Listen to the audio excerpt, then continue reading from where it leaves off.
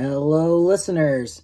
And for today's segment, we will be discussing how and why genetically modified organisms are labeled in other countries and how they should be labeled.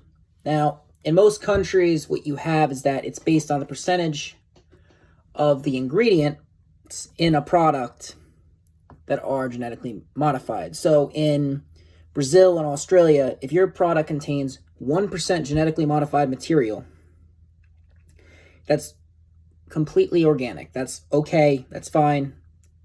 You're safe. If you're in other countries such as Thailand, it could be 5%. In China, there are no GMOs allowed, which contrasts to this country where we don't have any rules regarding GMOs.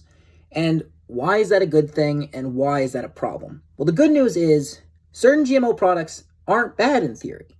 Some GMOs can be used to, in theory, prevent illness, to protect crops, and be more nutritious and could help humans consume less calories, which is all great. But these products are currently untested, and we are not sure if they're safe for human consumption. Which leads us to the issue of how should we regulate these products knowing that they might not be safe, and how should we punish companies that use these products? And the answer is labeling.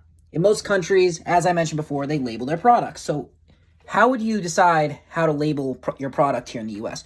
Well, you'd have to do it based on demographics and what people are willing to pay. And studies show that people are willing to pay more for genetically modified, more for organic products once we get to the 1% ratio, which is why I would suggest that all products that aren't at 1% or less in their genetically modified material be labeled as genetically modified, which would incentivize companies to either change their tactics or would incentivize consumers to spend more money to buy organic products until we are aware of whether or not we can or should consume genetically modified organisms.